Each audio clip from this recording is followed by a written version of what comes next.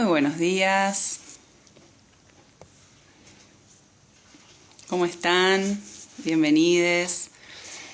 Hoy tempranito, un horario atípico para vivo. Es raro que hagamos un vivo de mañana, pero es porque tenemos un invitado muy especial, internacional, así que por la diferencia horaria tuvimos que ir coordinando horario y este fue el horario que nos quedó bien a ambos países, así que aquí estamos. Son las 10 de la mañana en Argentina, las 15 horas en España. Y hoy vamos a conversar con Gorka Zaytúa. Estamos muy felices de tenerlo aquí. Vamos a ir invitándolo al vivo. Especialista en trauma.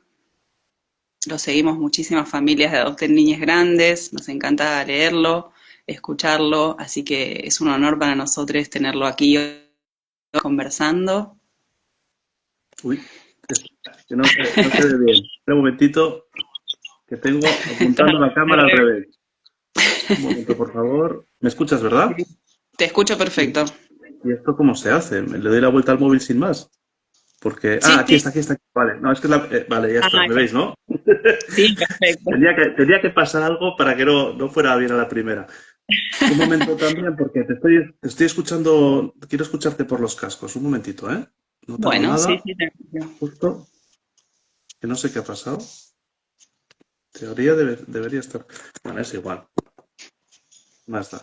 Así, Vale. perfecto. Te escucho bien y Sí, te veo bien, o sea que no hay problema. buenísimo. Yo también. Bienvenido, Gorka. Muchas gracias por aceptar este vivo que nos costó un poquito coordinar días y horarios, pero aquí estamos. Así que te agradecemos un montón tu presencia. Estamos muy felices de tenerte aquí. Nada, a ti, Laura, por vuestra confianza, claro que sí. A ver si podemos aportar algo, pues que la gente que nos está viendo le pueda servir de algo, que nunca se sabe. Tal cual, tal cual. Sí, sí, así nos hemos nutrido todos antes de que lleguen nuestros hijos a fuerza de vivos, de historias, de escuchar profesionales, familias, así que siempre aportan mucha información, todo lo que podamos compartir. Así que bueno, gracias nuevamente por estar aquí.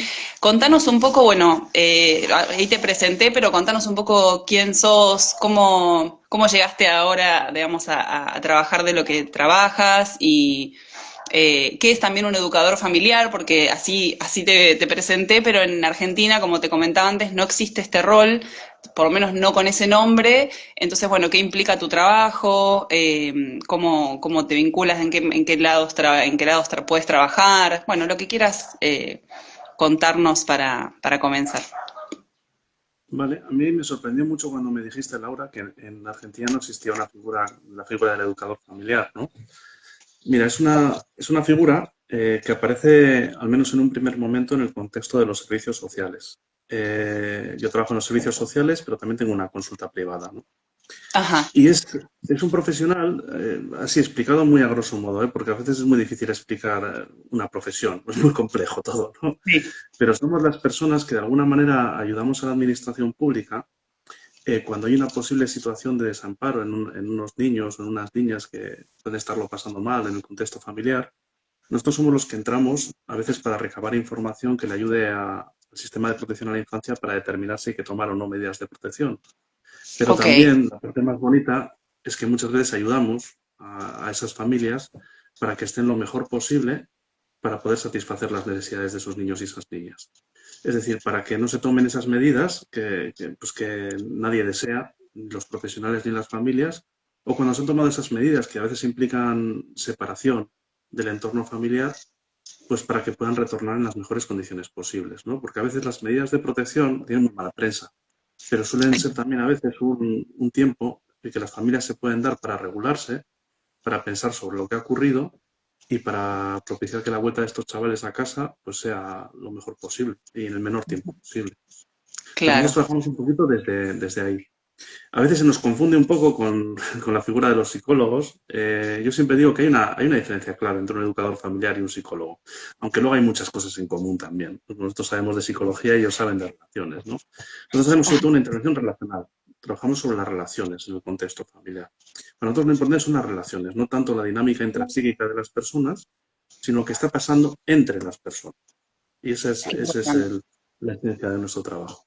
Porque al final, cuando hablamos de que una familia puede o no puede satisfacer determinadas necesidades en los niños y en las niñas, pues todo está mediado por la calidad de las relaciones, ¿no? Todo está mediado por Exacto. eso, esa comunicación que a veces acontece sin palabras, ¿no? Y que comunica lo que necesitamos, si estamos dispuestos o no a satisfacer esas necesidades, ¿no? Es una comunicación que ocurre muy rápido, pero que es clave para el bienestar de las familias. Tal Y cual. esto, yo Es muy diría que es a interesante. grandes rasgos lo que hago. Bien, qué bueno, porque en general se pone el foco o, digamos, o el problema, o quizás en los niños desde el punto de vista terapéutico, o en los adultos, pero en el vínculo es muy importante observar eso, la relación, los vínculos, ¿no? Cuando te escuchaba, me sonaba similar al rol de trabajador social aquí, pero en realidad el trabajo social aquí no tiene un rol terapéutico, ¿no? Como que el rol del educador familiar tiene algo, tiene la parte más terapéutica, pero está buenísimo porque es como se, se funden estos dos roles, el trabajo social, no sé si allí se le dice así, hay trabajadores sociales también, es como que aquí son quienes intervienen en este trabajo que vos decías de observar cuando hay una familia que necesita ser acompañada, son los trabajadores y trabajadoras sociales los que intervienen y después los psicólogos los que actúan en la parte terapéutica, pero no hay alguien que haga como el rol fundido, está muy interesante realmente el rol del educador familiar. Y es muy interesante porque, por eso precisamente, ¿no? Porque a veces los que trabajamos con personas no tenemos siquiera ese lenguaje que nos permita comunicar qué es lo que está pasando, lo que tú has dicho, en el contexto del vínculo, en el contexto de las relaciones, ¿no? Claro, A veces somos bastante competentes a la hora de decir lo que está pasando en nuestro interior o lo que tratamos de hacer, pero lo que pasa en el contexto de las relaciones o lo que pasa a nivel somático, corporal entre las personas, ocurre tan rápido que a veces se claro. nos escapa. Entonces es muy importante pues, que haya personas que de alguna manera atiendan específicamente a esta realidad, ¿no? Qué bueno, qué bueno. Sí, y justo que nombraste esta palabra somático, ¿no? Y en el cuerpo, aquí también algo que sucede es que todavía no ha llegado tanto la nueva información, o no sé, no sé cuán nueva es, pero bueno, para nosotros aquí es nueva, todas las nuevas teorías sobre trauma, ¿no? Lo que sería el trauma en el cuerpo, bueno, todo lo que es somático, lo que tiene que ver con, por ejemplo, el sistema de familia interna, es algo muy, muy nuevo aquí y se trabaja desde el trauma con teorías como un poco más antiguas, con el psicoanálisis, digamos, es lo que más abunda aquí. Por eso también nos gustaba traer estas nuevas voces, digamos, que de otras, quienes nos hemos formado un poco antes de adoptar. Se escucha ahí porque se frenó un poquito el Sí, video. sí. ¿Qué es lo que pasa? Eh, Que tengo un límite para las redes sociales y ha saltado, como que ya llevo no, demasiado está tiempo. bien, está bien, Sí, está bien. sí, sí, te Eh, escucho, no te preocupes. Está bien. Entonces, bueno, hemos traído como estas voces, pero terapéuticamente es muy difícil encontrar aquí psicólogos, psicólogas que trabajen digamos, la visión del trauma más actualizada, ¿no? Por eso está buenísimo y me gustaría que compartas un poco cómo es esta visión, la mirada de lo que es el trauma, la adversidad temprana, desde la teoría polivagal, por ejemplo, que son cosas que aquí recién están llegando, como te decía, no hay muchos terapeutas que lo trabajen, es difícil encontrar y más, bueno, en las ciudades quizás un poco más, pero quienes vivimos en lugares más alejados de las ciudades se nos complica, así que está bueno escuchar esta información para saber la importancia que tiene para el trabajo, ¿no? Con las familias, con los niños, con los adolescentes, las niñas, así que contanos un poco de qué va el trabajo con personas que han sufrido o adversidad temprana o trauma, estrés postraumático, cómo se trabaja desde esta mirada. Vale, es muy difícil resumirlo, ¿vale? Entonces, Sí, me bueno, vais a permitir, lo que por puedas favor, contar y sí, así, lo más simple posible, como voy a intentar, introductoriamente, ¿no? a intentar simplificar mucho, pero existe una mirada sobre el trauma que puede representarse en una metáfora, ¿no? Y es la metáfora de la herida interna, ¿no? Una herida interna que se hizo en el pasado y que todavía duele de alguna manera. Y es una metáfora que es muy útil para un contexto, por ejemplo, terapéutico en el sentido de consulta clínico, ¿no? Pero cuando hablamos desde una perspectiva sistémica y polivagal, que es un poco desde el planteamiento desde el que más trabajo yo, vemos el trauma de otra manera.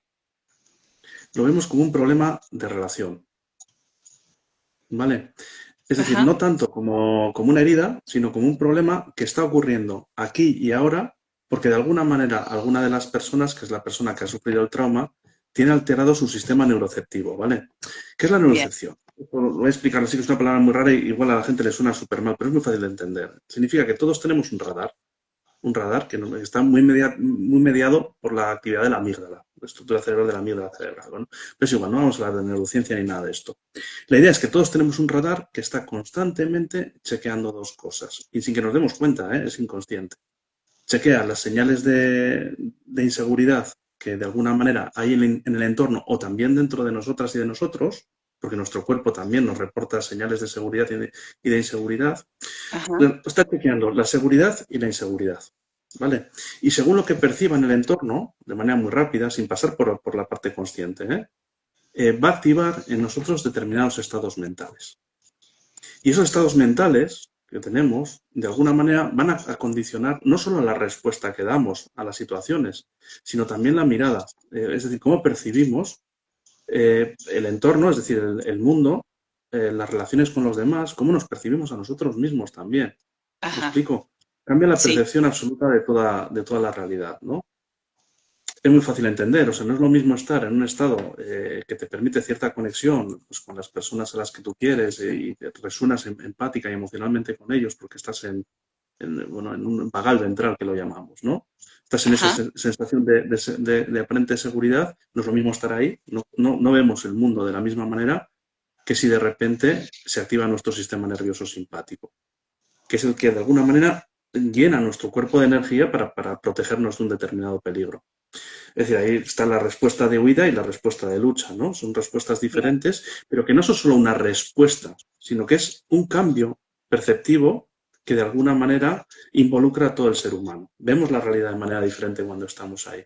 Y no es lo mismo estar ahí que estar en el bloqueo, en el colapso, cuando perdemos energía, cuando sentimos que no podemos enfrentar una determinada amenaza, cuando se nos viene el mundo abajo, ¿no? La Claro. percepción de la realidad es completamente diferente. Incluso los recursos a los que tenemos acceso en cada estado son completamente diferentes. Claro, esto que Entonces, decías, la esto, percepción de la realidad, me parece clave porque no es un momento que uno reacciona, sino que es la percepción de la realidad y como eso es, dijiste antes, de nosotras y de nosotros mismos, ¿no? Qué importante esto. eso es. Lo vemos, por ejemplo, con un ejemplo muy sencillo. Si tú has tenido un mal día en el trabajo y vienes en la respuesta de lucha, de control, llegas a tu casa, estando en esa respuesta de lucha y de control, vale, igual no respondes con la misma energía que en tu trabajo porque no están los estímulos que te están provocando ese malestar presentes, pero estás en esa respuesta, la relación con las Claro. personas a las que quieres se va a ver necesariamente afectada. Y el problema de todos estos cambios de estado es que ocurren muchísimo, muchas veces a lo largo del día y a la Claro. velocidad del rayo. Y como según vamos descendiendo en esa escalera en la que vamos hacia niveles de mayor inseguridad, vamos perdiendo de alguna manera la capacidad de metacognición, de vernos a nosotros mismos, porque cuando estamos bien nos vemos súper bien a nosotros mismos, somos capaces de cuestionarnos, pero según nos vamos sintiendo cada vez peor o más inseguros, esa capacidad se va perdiendo, pues muchas veces no somos conscientes ni de cómo estamos, ni del impacto que tiene eso, nuestro estado, en los demás. Mira, yo es una cosa que siempre digo, y esto lo puede entender perfectamente bien todo el mundo, y es que incluso a nivel de lenguaje de calle se entiende muy bien que hay diferentes formas de comunicar, ¿no? Comunicamos por la palabra, comunicamos por los gestos. Pero Ajá. hay una tercera forma de comunicar que normalmente nos pasa desapercibida, y es la que cómo comunicamos a través del cuerpo. Porque yo puedo Claro. fingir, puedo fingir que estoy tranquilo, pero si no estoy tranquilo de verdad y la otra persona, por lo que sea, está en un estado que siente especial sensibilidad hacia determinados estados en los demás, como puede ser que yo no esté tranquilo, pues eso va a comunicar algo, ¿no? Va a Claro, claro. comunicar algo y va a generar una reacción en la otra persona. Y la reacción de la otra persona igual le toca a otra persona. Y lo que le toca a la otra persona igual me viene de vuelta a mí. ¿Me explico? Y a veces, Exacto. esto es lo más importante, a veces quedamos enganchados en determinados ciclos de retroalimentación. Aquí en España hablamos mucho de la pescadilla que se muerde la cola, ¿no? Es decir, que de una situación de partida volvemos a la misma situación de partida, pero no nos damos cuenta del camino, porque ocurre todo tan rápido y a un Claro. nivel tan inconsciente que no nos damos ni cuenta de lo que estamos provocando, ¿no? Entonces, nuestro trabajo muchas veces como educadores familiares va en la línea de poner palabras, explorar esto que está pasando, no para romper con ese círculo vicioso. Esto es lo más importante. No para romper con ese círculo vicioso, sino para honrarlo. Es decir, poner en valor que esa es la mejor estrategia que un grupo social, en este caso una familia, ha tenido para conseguir la máxima seguridad posible en un entorno complejo, ¿vale? Y a partir de ahí, a partir de del que le hemos visto y lo hemos nombrado, podemos poner palabras a lo que está pasando y empezar a explorar un poquito fuera, a ver si nos encontramos con otra forma de funcionar que nos guste. Pero nunca peleándonos con eso, Claro. porque ha sido la forma que la familia ha conseguido para encontrar siempre las mayores cotas de seguridad posibles teniendo en cuenta lo que están viviendo, ¿no? Entonces, se trata un poco de eso, de mmm, poner en valor la idea de que cuando ponemos palabras a lo que ocurre y antes no tenía palabras, tenemos cierto control sobre ello. Exacto, tomar Cuando tenemos conciencia. cierto control, eso es, cuando tenemos cierto control sobre ello, podemos empezar a decidir de manera consciente, lo que tú has dicho, y en libertad qué camino nos gustaría seguir. Yo soy muy crítico con compañeras y con compañeros míos, pues que parece que pretenden determinar cuál es el camino que tienen que seguir las familias para encontrarse mejor. Es una postura de experto. A mí no me gusta nada. Es decir, a mí lo que me gusta es facilitar las condiciones para que, a mí me gusta la metáfora del coche que se atasca en el barro, ¿no? Para que el Ajá, coche salga del barro y luego el conductor siga el camino que le apetezca seguir, ¿no? qué lindo, qué bueno Ese es eso. un Sí, poco sí, porque el a trabajo veces que esta hacemos. mirada del experto como que irrumpe en esa familia y a veces hasta genera como más caos, ¿no? Me encantó la palabra que usaste de honrar este proceso porque tanto en lo externo como, por ejemplo, en el sistema de familia interna que trabaja dentro de nuestro, nos viene protegiendo. Eso es lo mejor, como vos decías, lo mejor que se encontró hasta ahora para seguir funcionando. Peor, mejor, pero es lo mejor que se encontró hasta ahora. Entonces, qué bueno honrar eso para partir de ahí y ser reconocido. Me imagino que una familia que es reconocida en su modo de funcionar, sea cual fuera, tiene otra disposición después para tomar otras decisiones, ¿no? Sí, en el trabajo que hacemos nosotros, muchas veces la gente se queja mucho de las resistencias Claro, que tienen las familias a nuestro trabajo, ¿no? Y yo siempre digo, si una familia se resiste, es con razón. claro. Es porque de alguna manera la intervención que estamos haciendo no es la que la familia necesita, o no estamos respetando las formas naturales en que esas personas han construido para encontrar esa seguridad. La Claro. resistencia no ocurre porque sí, ocurre porque estamos tocando una parte vulnerable sin el suficiente cuidado. Entonces, es maravilloso porque cuando uno se acerca al síntoma que un niño o una niña puede estar desarrollando y al círculo vicioso que acompaña de alguna manera ese síntoma desde esa mirada apreciativa, nos damos cuenta de muchas cosas impresionantes, ¿no? Y una de ellas es que ese síntoma no solo sirve muchas veces al niño o a la niña que lo está desarrollando, y el síntoma puede ser muy desagradable, ¿eh? Sino que muchas veces también sirve a todo el contexto social y está cuidando también del contexto social de alguna manera Claro. que todavía no hemos sido capaces de ver. Por ejemplo, hace poco hacía una supervisión con un grupo de profesionales que trabajaban en un centro de acogida y me traían un caso que les estaba reportando mucho malestar, ¿no? Ya viéndola así un poco con estos ojos, con esta mirada polivagal y sistémica, pues la persona que traía el caso, que era una educadora, se daba cuenta que realmente, gracias a que el chaval estaba teniendo una conducta muy oposicionista y desafiante pues en el centro de acogida donde vivía, ella estaba consiguiendo un gran apoyo por parte de todas sus compañeras y sus compañeros. Y claro, en el momento en que uno se da cuenta de eso, del impacto en positivo que a veces el síntoma no solo tiene en la persona que lo padece, sino también en el contexto social en el que está y Wow. en el que vive, es una Claro. maravilla, porque cambia la relación con el síntoma. Y al mirar el síntoma de otra manera, las reacciones cambian respecto a lo que está pasando. Y ahí es donde se produce una magia que es casi, como diría Jung, alquímica, ¿no? Pues es una magia que acontece Claro, y transforma todo. muchas veces no sabemos a dónde nos va a llevar, Laura, pero nos lleva siempre a un sitio mejor, o casi siempre a un sitio mejor, casi siempre, no vamos a Claro, decir que salís de siempre. la rueda de esto de la serpiente que se muerde la cola. O sea, es por lo menos salir de Eso ahí, es. después, bueno, algo se va a transformar, pero qué importante esto, poder verse. Por eso traíamos la temática de regulación emocional de los adultos, ¿no? De los adultos y las adultas, quienes criamos, quienes acompañan como terapeutas, quienes están en las escuelas, porque tantas veces se pone la mirada solo sobre el niño, la niña, el adolescente, te diría siempre.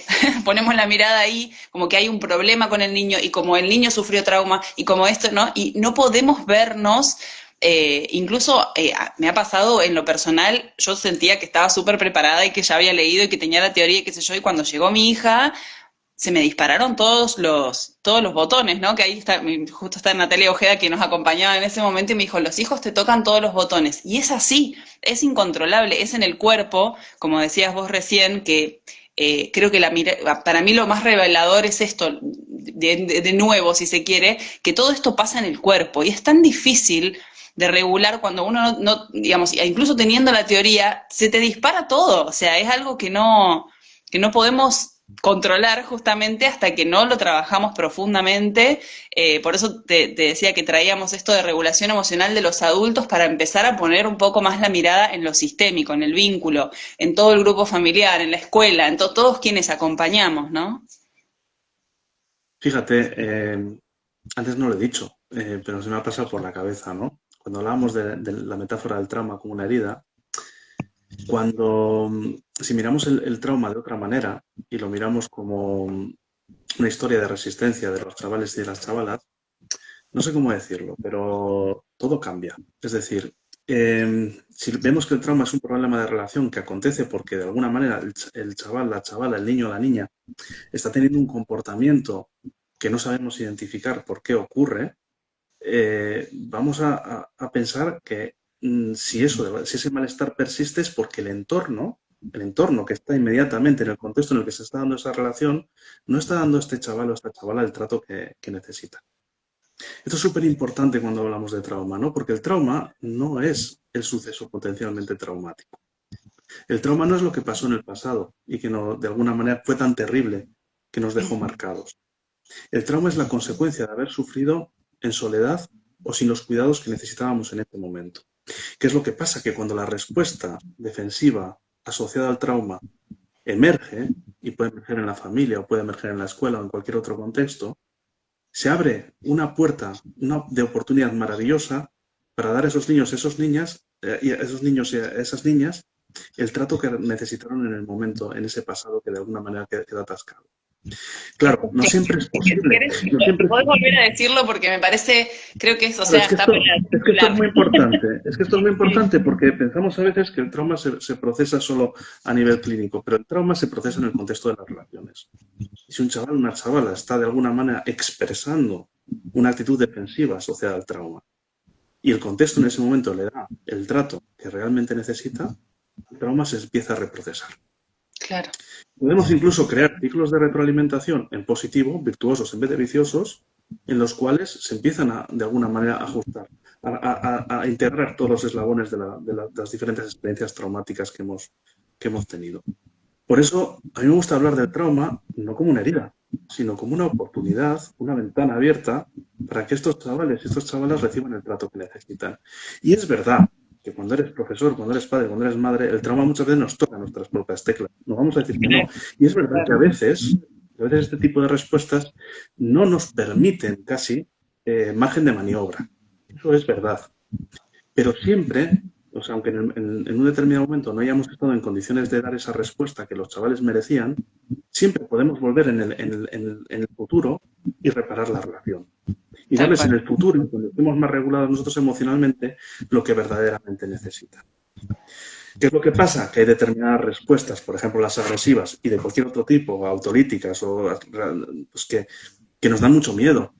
Nos da mucho miedo recordarles a los niños y a las niñas que han estado ahí, en ese lugar. Sin embargo, tenemos una capacidad de reparación formidable en el contexto de las relaciones que muchas veces nos estamos perdiendo por mirar al trauma meramente como una herida. Exacto. Y es una ventana de oportunidad abierta a la reparación. Qué hermoso está esto. Una ventana de oportunidad. Me encantan estas palabras que usás, Gorka, porque te da como una esperanza, ¿no? De decir, bueno, cada vez, y me puedo equivocar también 1000 veces y repararlo, ¿no? Porque nosotros también tenemos nuestras propias heridas y nuestras propias oportunidades de repararnos en ese trauma, ¿no? Aquí Jorgelina pregunta si el trauma se revive cuando se repiten las condiciones, pregunta Jorgelina.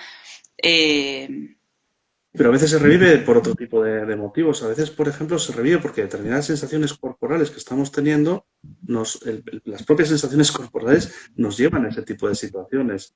Imagínate que has vivido una situación de altísima intensidad emocional y has sentido unas palpitaciones tremendas. Igual en el momento en que vuelves a sentir esas palpitaciones, por otro motivo, igual por hacer ejercicio, ¿eh?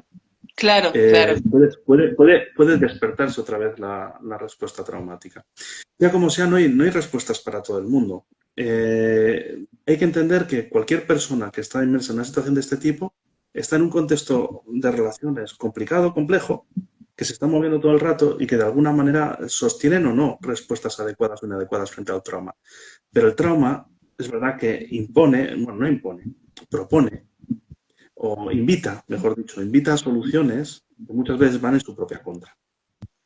Es decir, Claro. porque no es extraño, por ejemplo, que cuando un chaval o una chavala se pone muy agresivo, nosotros en ese momento, por ejemplo, nos desconectemos, porque nos sentemos que no podemos hacer nada con lo que estamos. Entonces, desde la desconexión muchas veces vamos a actuar igual como meros robots, no vamos a poder empatizar con ellos, no vamos Claro. a poder estar como ellos nos necesitan, ¿no?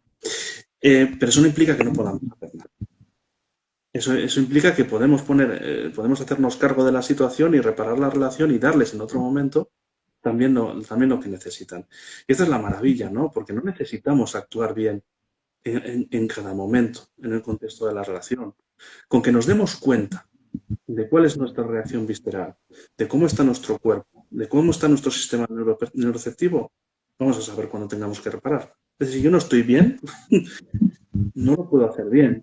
Porque aunque yo piense que lo he hecho medianamente bien, mi cuerpo ha comunicado algo que seguramente no sea lo que yo quería comunicar.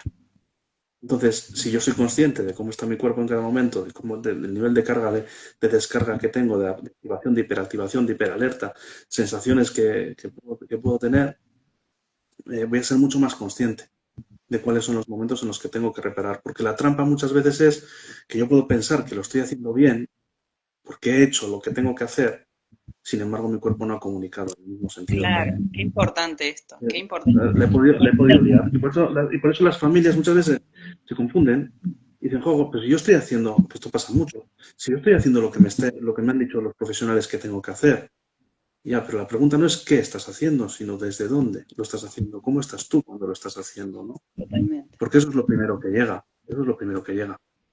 Mira, cuando vemos estos círculos viciosos, Laura, muchas veces vemos una cosa que es muy curiosa, ¿no?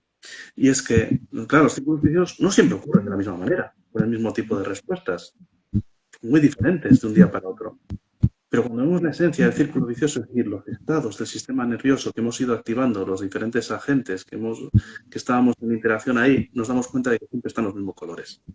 ¿Me explico? Ajá, como que da Entonces, vuelta sobre lo mismo, digamos, si nos bien no hemos siempre quedado es igual, atascados, nos hemos quedado atascados en el sufrimiento del cuerpo, en nuestras reacciones viscerales. La respuesta puede ser diferente, aparentemente diferente, pero lo que comunicamos a través del cuerpo suele ser muy similar. claro. Yo puedo decir, bueno, respiro y me concentro, pero si por dentro estoy hirviendo y no sé, y tengo ganas o sea, si siento la violencia, me ha pasado esto, ¿no? Decir, bueno, no, tengo que respirar, qué sé yo, pero por dentro siento tanta violencia que eso es lo que está leyendo la otra persona, ¿no? Como es imposible caretear, como decimos aquí, ¿no? Como de poner una máscara ahí porque incluso quienes han sufrido trauma temprano tienen más capacidad de percibir esas microexpresiones y esas sensaciones como que el nivel de alerta es mayor, entonces perciben, como vos decías, todo. Entonces, por más que yo le diga, bueno, estoy en calma y por dentro estoy desquiciada, se percibe eso, ¿no? Como que importante conocerse, o sea, trabajar en una misma para poder, como vos decías, reconocer estos estados, porque no se trata de hacer, te voy como reformulando un poco, ¿no? Todo esto que decías que es tan importante sentir en el cuerpo, ir una y otra vez al cuerpo a ver qué nos pasa en el cuerpo cuando actuamos, ¿no? Mira, has dicho una cosa que me he quedado clavado ahí porque es de una sabiduría impresionante. Yo siempre digo que los niños y las niñas con trauma no son niños deficitarios, ni mucho menos. Son sistemas de alerta temprana.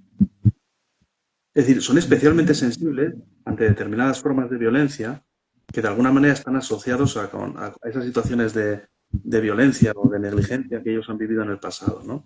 Son sistemas de alerta temprana.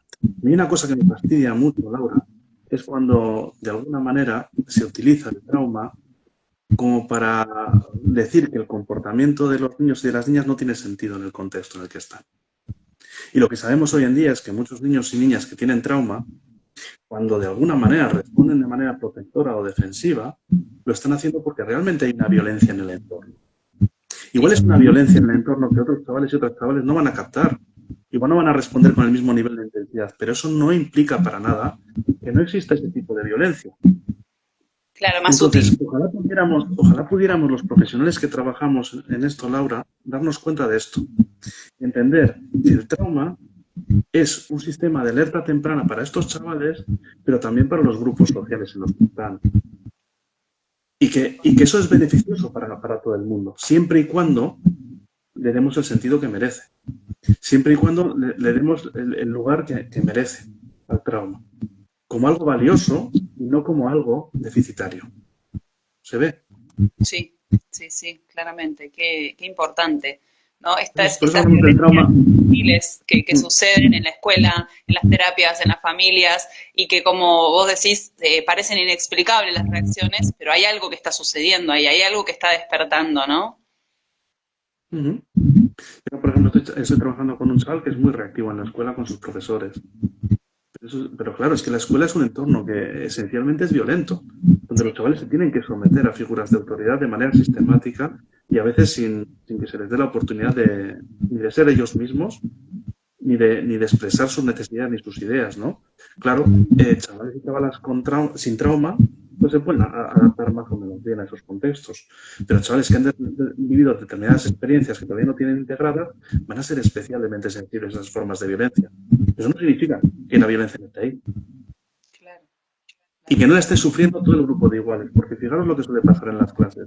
Muchas veces uno de los chavales con trauma es el que se enfrenta a veces a sus profesores o que pone de manifiesto el malestar del grupo. Y gracias a eso, muchas veces los chavales obtienen un lugar en el grupo. Porque el resto dice, oh, por fin tú pones palabras a lo que el resto estamos viviendo. Y le acogen. Claro, esto cuesta verlo porque si lo vemos nos damos cuenta los adultos que tenemos que cambiar muchas cosas, ¿verdad?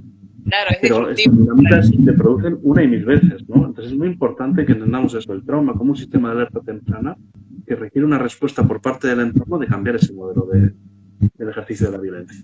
Qué importante esto, Borja. Justo hoy a la mañana, desde ayer a la noche hasta hoy a la mañana, se dio un montón de conversación en el grupo de WhatsApp nuestro que tenemos de familias sobre la escuela y sobre todos los conflictos que hay de los niños y las niñas para ir a la escuela, ¿no? Que no quieren levantarse, que no quieren ir, Entonces, siempre la mirada está puesta en cómo hacer para que vayan a la escuela y cómo hacer para que no hagan berrinche y cómo hacer, pero en realidad esto que estás diciendo es muy valioso porque ellos están mostrando todas las cosas que suceden en la escuela y que las sabemos, porque sabemos que hoy en día la escuela es un espacio que ya es obsoleto, digamos, los modos de la escuela no nos sirven para lo que necesitamos hoy en día. Entonces, este valor al trauma, que alguien preguntaba cómo podemos darle valor al trauma, esto que estabas diciendo de, están mostrando que esto ya no va, ¿no? Que estas formas no son, y que, bueno, ellos reaccionan como pueden y como han aprendido, pero están mostrando algo muy importante, en este caso de la escuela, pero también en las terapias, en la familia. Qué importante esto que dices, Gorka. Sí, pero fíjate lo que acabas de decir tú también. Es que esto es una cosa que se ve mucho en niños y niñas que han sido adoptados, ¿no? Y esa negativa a ir a la escuela. Y es una negativa a ir a la escuela que desde la escuela se ve como un problema y desde las familias lo vemos como un problema. Y vale, no te voy a negar yo que en parte no sea un problema porque los niños tienen que ir a la escuela, ¿no? Claro. Pero también hay otra forma de verlo. Y en muchas ocasiones esto que voy a decir se cumple. No siempre, ¿eh? Porque lo que yo digo no es para todo el mundo, ¿vale? Son cosas que suelen pasar, pero no necesariamente están pasando en cada una de las casas de las personas que nos están escuchando, ¿no? Pero a veces el negativo ir a la escuela o los comportamientos de oposicionistas desafiantes frente al profesorado o el colapso que muchos niños y niñas sufren cuando van a la escuela, que apenas se quedan inmóviles sin poderse mover, a veces es una forma de honrar el buen trato que tienen en casa. Porque imaginaros un chaval que ha estado en unas condiciones, no sé qué país, y de repente se ha encontrado con un entorno mínimamente seguro, que Ajá, tenga que de repente apartarse de ese entorno mínimamente seguro y acudir a un contexto donde puedo tener este tipo de dinámicas que no siempre son las que ellos necesitan ni mucho menos, ¿no? A veces podemos ver también estas reacciones asociadas al trauma como una forma de honrar el buen trato que esos niños por fin han conseguido wow, y tienen en casa, ¿no? Claro, qué diferente es mirarlo desde allí. Qué totalmente. diferente es mirarlo desde allí. Porque lo que suele pasar, tú lo sabes perfectamente, Laura, es que al final este tipo de comportamientos preocupan a la escuela y empiezan a mandar notitas a casa de que hay que cambiar las cosas, hay que hacer algo, o hay que llevar al niño al psicólogo o lo que sea, ¿no? Sí, Porque tenemos que cambiar el comportamiento del niño. Solo vemos el comportamiento. Pero cualquier persona en esas condiciones necesitaría muchísimo tiempo para empezar a confiar en un claro, adulto, ¿no? Y a veces los niños lo que están haciendo con este tipo de comportamientos es sencillamente preservar los tiempos que necesitan para hacer sus procesos. Los totalmente. adultos estamos imponiendo unos tiempos que no son suyos. Entonces es normal que se resistan y es normal que desarrollen determinadas actitudes, es sano, de oposición y desafío o de colapso, porque es su forma de decir algo que no se puede nombrar en la relación con los adultos, no es necesito un tiempo para conseguir la seguridad que necesito y lanzarme a explorar cuando sea mi momento. Claro, claro, claro. A veces no nos damos cuenta, y esto también desde mi experiencia personal, del poco tiempo que pasa, ¿no? Como que parece que todo tuviera que ser ya. Se está escuchando mal la gorda, dice Pau. Ya, Yo te escucho bien, pero no sé yo, si hay... claro, yo no me puedo escuchar a mí mismo, entonces no sé, Ah, si me queréis me acerco un poquito más al móvil a ver si se escucha mejor. genial. Eh, se me fue la idea. Los tiempos, ¿no? Esto del tiempo y que hay algo que charlamos también siempre con las familias y es primero ser hijo para después ser alumno, estudiante, ¿no? Como no podemos pretender que hagan todo, que de repente, bueno, llega un niño a casa y que vaya a la escuela y que le vaya medianamente bien y que esté adaptado y que es tanto el tiempo que necesita el cuerpo para sentirse seguro, años, ¿no? Porque a veces uno dice, bueno, tanto tiempo, 6 meses, ya está. Son años, porque fueron años de sentirse inseguro. Entonces, es tanto el tiempo que necesita y estando adentro, y me ha pasado, como digo, una otra vez más, teniendo la teoría y todo, de decir, bueno, ya está, ¿no? Como ya tendría que fluir un poco más todo esto, y no, y capaz habían pasado 5 o 6 meses, entonces darnos cuenta de todo el tiempo que necesita el cuerpo para sentir esa seguridad, y que la escuela es, bueno, de primero casa y después la escuela, pero bueno, es una lucha diaria porque los niños, bueno, tienen que ir a la escuela, es algo que todavía es así, entonces es como un tire y afloje constante, ¿no? Eso es, lo que pasa es que vivimos en una sociedad adultista en la que las necesidades de los adultos se priorizan sobre las necesidades de la infancia. Claro. Y esa cultura adultista hace que determinadas ideas sean muy comunes, ¿no? Como esa idea que tenemos metida en la cabeza de que los niños se adaptan súper rápido, ¿no? Es lo que nos conviene a nosotros los adultos y es una forma de meterle presión a ellos, pero realmente los niños no, y sobre todo cuando en determinados periodos críticos del desarrollo no se ha producido la nutrición que ellos necesitan, claro, los tiempos que se necesitan luego para reparar eso son muy grandes, amplios. Sí, sí, Y sí, tenemos que ser conscientes de ello, ¿no? Pero tenemos que ser conscientes también de que cuando cojamos los tiempos, estamos de alguna manera también provocando, que me has hablado del sistema de la familia interna, ¿no? Que haya partes internas que se activen para proteger esos tiempos que ellos necesitan, ¿no?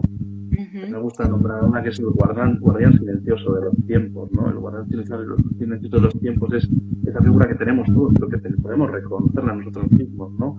Cuando alguien nos mete prisa para hacer un determinado proceso que es complejo y nosotros decimos, para, que necesito mi tiempo. Yo tengo que hacerlo cuando yo lo necesite y cuando yo de alguna manera sienta la motivación de hacerlo. qué Pero importante. Claro, parece mentira que no podamos ver algo tan sencillo con la infancia con la que trabajamos, ¿no? Y venga, todo rápido y todo a la misma velocidad. claro, Son formas de violencia que acontecen y que de alguna manera provocan no solo que emerjan reacciones asociadas al trauma, sino también que luego cuando esas reacciones emerjan no les podamos dar el sentido que realmente tienen y acabemos retraumatizando. Es decir, acabemos metiéndoles en un círculo vicioso a los propios chavales del que no pueden salir porque están constantemente reaccionando y con unos niveles de estrés cronificado o tóxico que a veces van a requerir de un síntoma para regularse emocionalmente, ¿no? El síntoma, por ejemplo, puede ser cojo un cuchillo y me corto los brazos. Pues muchas veces provoca que todo el sistema alrededor de relaciones entre los adultos se ajuste y por lo tanto baja el nivel de intensidad, baja el nivel de presión, depende de cada sitio es diferente, ¿eh? Pero pasan cosas muy potentes, algunas de las cuales igual a ellos les permite un poquito respirar y aliviar ese nivel de estrés. Claro. El sistema de cuidados, o que en vez de la presión pasamos al sistema de cuidados de la familia, pobrecito que te ha hecho daño, y empezamos a cuidar y al menos tenemos un descanso. Hay que ver siempre esto, ¿no? Que hay determinados problemas que invitan a soluciones que perpetúan el malestar, pero que también nosotros podemos dar otro tipo de respuesta. Pero este tipo de respuesta no es solo lo que hacemos, no es solo lo que decimos. Tiene que ser una respuesta diferente a nivel somático. Esto es lo difícil. Aquí se pueden hacer muchísimas cosas para cambiar nuestro patrón de relación con la realidad. Pero tenemos que ser conscientes de que lo primero que comunica es el cuerpo. Eso te quería preguntar, Gorka, ¿de qué forma se interviene en uno mismo, para empezar a modificar estos patrones corporales? ¿No? Porque una vez es eso, tiene como qué hacer en cuanto a la acción o en cuanto al comportamiento, pero no sabemos cómo cambiar nuestros propios patrones corporales, qué terapias o herramientas, o bueno, cómo se aborda este trabajo personal, ¿no? Que no dejo de destacar que primero es en los adultos, entonces, ¿cómo recomendás o qué se sugiere para empezar a trabajar este trabajo, el cuerpo, ¿no? Las reacciones del cuerpo. Mira, podría estar hablando aquí una eternidad, pero para que veáis un poquito por dónde va el asunto, ¿vale? Y una cosa que siempre digo, ¿no? Es que muchas veces cuando se producen las reacciones nosotros y nosotros mismos, se produce una contrarreacción en nosotras y nosotros mismos, porque no nos gusta de alguna manera lo que sentimos o lo que estamos viendo, ¿no? Si todavía tenemos preservada esa capacidad de metacognición que nos permite un poco vernos desde fuera, ¿no? Pues igual lo primero es dejarnos sentir lo que nos toque sentir.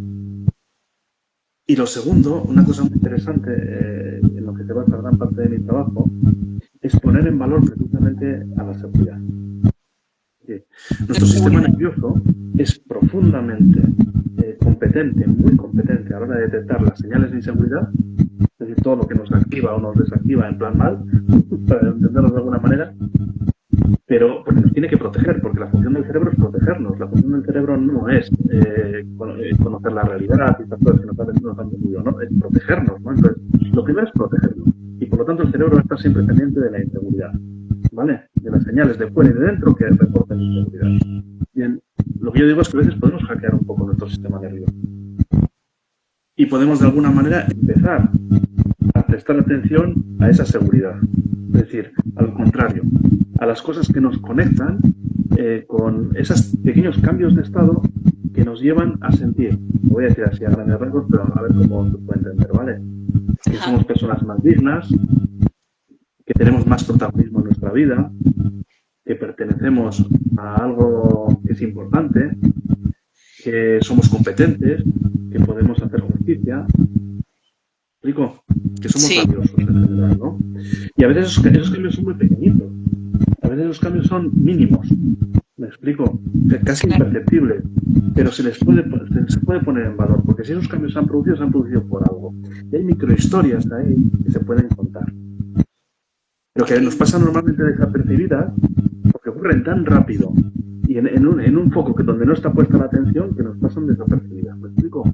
Sí.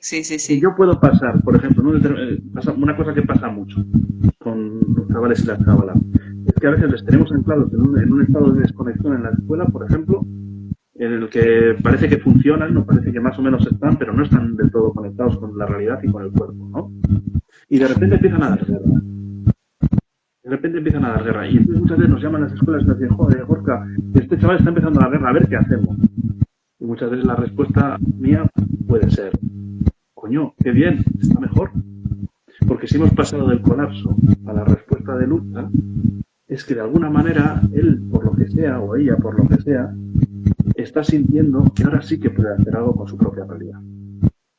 Wow, qué bueno. No está en la impotencia, sino está en la competencia. En la competencia igual desde la lucha, pero está en un estado muchísimo mejor. Y todos Claro. sabemos que uno cuando está en la respuesta de lucha, bueno, sí, se puede liar la cosa, pero sales rápido de ahí. Igual pegas un grito y te quedas tranquilo. Si estás en el colapso, es muy difícil salir de esa situación. Muy difícil.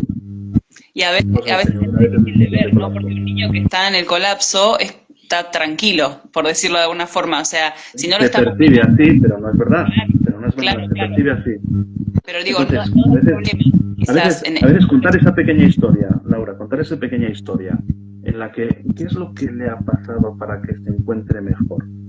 ¿Qué apoyo tiene?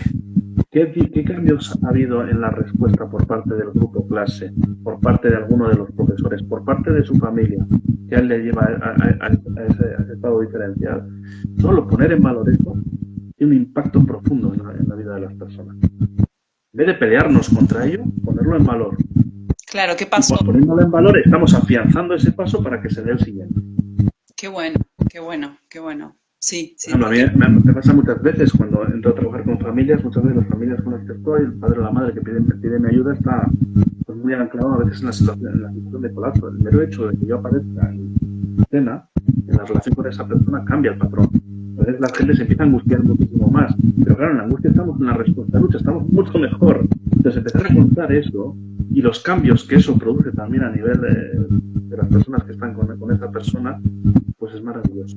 Es decir, no vernos como una foto fija, no vernos en el día de la marmota, sino vernos en un proceso. Ver cómo las cosas se mueven a nuestro alrededor y cómo de alguna manera vamos disfrutando de esos pequeños chispazos de seguridad, pues es una verdadera maravilla. Dar qué espacio a bueno, la seguridad es la mejor intervención posible. qué bueno. Entonces, bueno, como recapitulando un poco, primero, los estados que sentimos en el cuerpo, permitirnos sentirlo, ¿no? Primero los adultos para poder atravesarlo y para poder después modelar para los niños, para las niñas, esto de sentir en el cuerpo, ¿no? Igual los niños yo creo que muchas veces lo tienen más fácil cuando uno les pide qué sentís en el cuerpo y lo tienen como más fácil, ¿no? Como más accesible el sentir del cuerpo. Y después reconocer, como vos decías, qué cosas nos dan seguridad, qué instancias de la vida, lo recapitulo a ver si entendí bien y si se entendió bien, pequeños que nos traigan seguridad, dignidad, sensación de bienestar en nuestra vida para empezar a cambiar esas respuestas del cuerpo, ¿no? Y observar las narrativas, qué nos contamos, qué pasó, cuando hay una mejora tanto en nosotras como en los niños o niñas, cuál fue ese cambio, ¿no? ¿Qué es lo que sucedió para que esto avance, ¿no? ¿Es así? Sí, mira, hay una cosa muy curiosa. Yo hace tiempo estuve en una conferencia, la daba un catedrático de psicología. Y ese señor decía que, bueno, lo típico que se suele decir muchas veces, que las escuelas y el aula debería ser un entorno seguro. Bueno, vale, sí, hasta cierto punto sí, que no haya violencia me parece bien, ¿no? Pero no es eso, no es eso. Porque no es proyectar nuestra propia seguridad en la infancia. ¿Me explico? Se trata de encontrar cuáles son los puntos de anclaje que las personas las personas que anclan a las personas con la seguridad. ¿Me explico? Sí, Porque fíjate, algo bonito que se podría hacer en adopción es lo siguiente.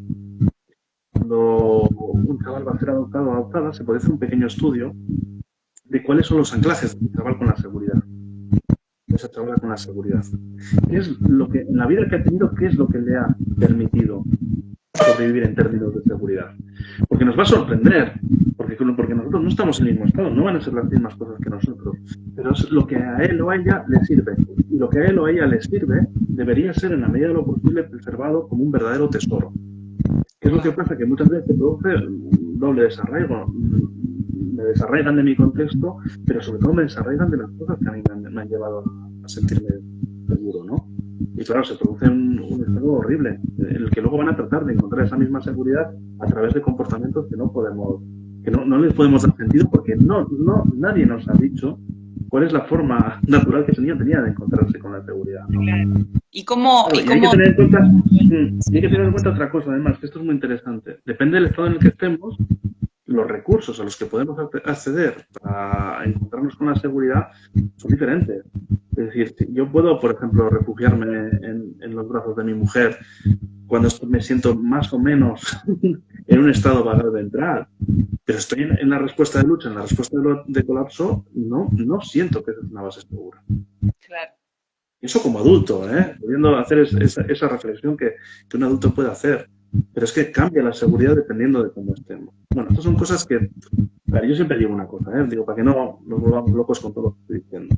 Si algo funciona, esto es como las computadoras. Si algo funciona, mejor no tocar, yo hablo de que a veces nos podemos quedar enganchados en determinados problemas que implican un sufrimiento terrible, y ahí es donde podemos parar un poco a pensar qué es lo que está pasando y tratar un poco de encontrar otra forma, de encontrar la seguridad que sea más satisfactoria para todo el mundo, ¿no? Pero claro, la seguridad que sea posible. No una seguridad proyectada por parte del profesional, que es lo que muchas veces pasa. Yo, como a mí no me ha servido, intuyo que esto te sirve a ti. Eso normalmente es una forma horrible de intervenir, con perdón de la expresión. Claro, y me pregunto cómo, porque muchas veces no sabemos, bueno, ahí quizás el trabajo es de las instituciones previas y de todo el Estado, ¿no? Como de observar, pienso cómo saber qué cosas le daban seguridad a los niños, las niñas antes, ¿no? O podemos verlo desde el presente, de alguna forma, vemos cuando se siente bien, entonces, ¿qué está sucediendo? ¿Va por ahí, digamos? ¿Cómo observamos eso? Pues fíjate, voy a hacer una cosa que va a conectar con lo que tú dices, ¿vale? Es que a veces lo que da seguridad a los niños y a las niñas no tiene por qué ser necesariamente un adulto regulado. Claro. Ojo con lo que estoy diciendo, ¿no? Porque parece que hay un mandato hacia las familias y hacia los profesionales de que tenemos que estar bien o seguros, suficientemente seguros para intervenir bien o para estar bien con nuestros hijos. Yo digo, ojo, que las cosas muchas veces no son así. Que a veces una respuesta muy regulada por parte de un adulto puede desencadenar precisamente el trauma. Claro, porque hay chavales, por ejemplo, hay chavales y chavalas que no captan bien lo que es la seguridad y lo perciben como desconexión. Por ejemplo, tú cuando, incluso si no hay trauma de por medio, un chaval o una chavala que están en unos niveles de agitación brutales, una respuesta de lucha, acércate tú, en plan, verdaderamente relajado y tranquilo a interactuar con este chaval y esta chavala. Ya te digo yo lo que va a pasar, con altísima probabilidad. Va a haber una escalada. Claro. Porque muchos de los chavales necesitan sentir que lo que en ellos está ocurriendo es tan fuerte, tan potente, que necesita ser recogido a nivel visceral, somático por parte del adulto. Y si nosotros no les damos esto, es una forma también casi de maltrato sutil. Y tenemos derecho a reaccionar. Claro. Reaccionar no implica maltratar, y reaccionar no implica hacer las cosas mal. Y esto yo a veces cuando se lo digo a las familias, muchas veces cuesta entenderlo, Sí, pero sí, es cuando la gente lo entiende y dice, ostras, me he dado cuenta. El otro día le monté un pollo de narices a mi pobre hija y le sentó súper bien. Pues entonces, ¿qué historia hay detrás de esto? Porque si ha habido una transición de estado hacia la seguridad como consecuencia de lo que sea que hayas hecho, o de cómo, ¿qué es lo que ha pasado ahí? Yo trabajé hace tiempo, me acuerdo mucho, con un chaval que su profesora me decía que no le entendía porque solo se regulaba cuando le gritaba. Y claro, yo al principio pensé, no es regulación, es desconexión. Porque el chaval tendrá miedo. No, se regulaba. Y efectivamente se regulaba. Lo que pasaba que era un chaval que había vivido toda su vida, prácticamente toda su vida, con una madre muy depresiva, y su mal comportamiento muchas veces había ayudado hasta a sentir que su madre revivía. Entonces, claro, afectado por el trauma, la respuesta tranquila por parte de la figura adulta de referencia, lejos de ser un destello que te lleva a la seguridad, era un gatillador, que le lleva a un estado ya de agitación brutal. Claro. Entonces, no demos por hecho nada, sencillamente observemos la situación, veamos qué es lo que está pasando, miremoslo con curiosidad y sin prejuicios, veamos el círculo vicioso, pongámoslo en valor, honrémoslo, y a partir de ahí podemos empezar a pensar que igual las cosas se pueden hacer de otra manera, o podemos empezar a sentirnos de manera diferente, ¿no? Tal cual. Tal cual, me encanta la palabra esta que usas de honrar, ¿no? Honrar lo que ya sucede para a partir de ahí empezar a intervenir de formas que a veces, bueno, por lo que estás contando, son sorpresivas, diferentes, inesperadas, no siempre, no hay una receta, ¿no? Pero completamente reales.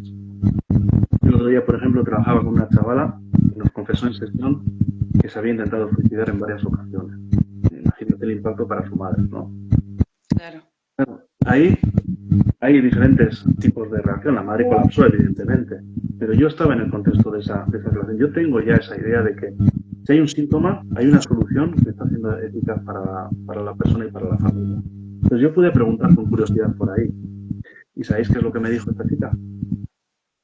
Que en el momento en el que se había puesto el cinturón en el cuello y había decidido lanzarse, porque se iba a ahorcar, en ese momento justo había dejado de luchar consigo misma, entonces se había activado automáticamente el vagal ventral, el sistema de compromiso social, y había empezado a sentir pena por su madre.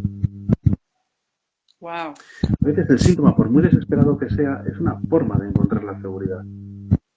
Lo que pasa es que no es fácil verlo. Tenemos que preguntar y tenemos que preguntar con esta curiosidad, pero para preguntar con esa curiosidad tenemos que sentir honestamente que el síntoma es una solución, no es un problema. Y es una solución que efectivamente sirve. Entonces, claro, cuando empezamos a verlo así, cuando este relato se hace, imaginar lo que puede pasar cuando este relato se hace expreso, se pone en palabras, ¿no? ¿Qué es lo que puede pasar ahí? Pues pasan un montón de cosas, muchas de las cuales no vamos a ser conscientes, pero la mayor parte de esas cosas que pasan, estoy convencido de que son ciertas. Claro, claro. Repito esto de eso, ver el síntoma, ¿no? Como un modo de protegerse, de un modo de... Y de cuidar, ¿no? y de cuidarse y de cuidar a los demás, que eso es lo que a veces nos perdemos. Claro. Es una forma de cuidar al grupo. Totalmente, totalmente. Observarlo de forma sistémica, esto que traías al principio de en qué beneficia a todo el grupo familiar, a todo el grupo social, este síntoma de la persona, me parece clave. Empezar a vernos y a vernos dentro de un sistema, dentro de un grupo, y dejar de poner la mirada solamente en el comportamiento, en el niño, en corregir, en querer cambiar, modificar, transformar solamente lo que está pasando, sino empezar a ver un poco más amplio, ¿no? Y con curiosidad, esta palabra que está tan buena que traes de la curiosidad, decir, bueno, ¿qué pasa si lo miro de otra manera? ¿Qué pasa si, no? Qué importante esto, Gorka. ¿Y qué pasa sencillamente si me observo? Si activo el observador interno, si miro lo que me está pasando a mí. Porque a veces solo mirando qué es lo que me está pasando a mí, con cierta curiosidad, cierta comprensión hacia mí mismo, pues cambia completamente la realidad. De todas maneras, me quedo un poquito con la sensación de que no he explicado demasiado bien. Pero bueno, si al menos sirve para que la gente se vaya un poco con la idea de que hay otra forma extraña de hacer las cosas y que también a veces sirve, pues sería una maravilla, ¿no? Porque es verdad que yo estoy muy peleado con determinadas formas de intervención que acabo observando que son dañinas, que son muy dañinas hacia las personas que realmente están sufriendo, ¿no? Porque les pedimos cosas que no pueden y a veces les acabamos llevando al colapso emocional, a la destrucción más absoluta, ¿no? Muchas veces los profesionales nos convertimos en un problema más que en una solución. Totalmente. He pensado, Laura, el mundo no estaría mejor si los profesionales no desapareciéramos, ¿eh? No tengo una respuesta para eso, pero te aseguro que muchas veces lo he pensado. Yo creo que el tema no son los profesionales, sino como vos decías, la mirada, el tipo de mirada que estamos poniendo sobre las personas, ¿no? Esto de empezar a mirarnos primero, mirarnos, qué nos pasa en el cuerpo, cómo reaccionamos, qué está funcionando y qué no, porque a veces nos dejamos llevar mucho por lo que nos dicen los profesionales, la escuela, y no nos estamos mirando, no nos estamos sintiendo. No nos permitimos sentir en el cuerpo, que es algo tan básico y tan primario, nos lo olvidamos. Entonces yo creo que si bien, como vos decís, hay muchísimo por charlar y muchísimo por explicar y bueno, nos encantaría hacer como 10 vivos hablando de esto, a mí por lo menos me encanta, la verdad es que esto que has traído hoy es básico, ¿no? Empezar a mirarnos a nosotros mismos, a sentirnos y a mirar todo el sistema y qué está sucediendo con esto que nos traen los niños, las niñas, los adolescentes, qué sucede en todo alrededor, a quién le beneficia, a quién no le beneficia, cómo se sienten las personas, digamos, todo lo que trae, ¿no? Toda la historia que hay alrededor de eso que está sucediendo, en el presente, sin ni siquiera irnos a lo que pasó, ¿no? ¿Qué generó ese trauma? No, en el presente, ¿qué nos trae en el presente? Así que es un montón todo lo que has traído, Gorka, te Te agradezco, te agradecemos inmensamente. Estamos ahí en horario, pero me quedaría charlando toda la mañana. Eh, Realmente te agradecemos porque es un aporte enorme, enorme para todas las familias, para las escuelas, para los terapeutas. Así que muchas, muchas gracias. Pues nada, a vosotros por vuestra confianza y nada, a preservar en la medida de lo posible, como sea posible, esa frescura en las familias, ¿no? Ese movimiento del sistema nervioso que nos permite ir pendulando, moviéndonos entre los diferentes estados, que no nos falte nunca eso, ¿vale? Que cuando estamos mal es que nos quedamos atrapados, mientras las cosas se muevan, estamos bien, ¿vale? Qué bueno esto. Muchas gracias, Laura. Gracias por vuestra confianza y nada, para cualquier cosa ya sabéis dónde estoy, ¿vale? Bueno, muchas gracias, Gorka, de todo corazón. Desde todas las familias de Adopten Niños Grandes te agradecemos tu tiempo, tu presencia, muy valioso tu aporte. Así que bueno, un abrazo enorme. Gracias por compartir hoy este vivo con nosotros. Pero de corazón que le haya servido a alguien de algo, ¿vale? Un abrazo grande. Sí, un abrazo, gracias. Gracias a todos.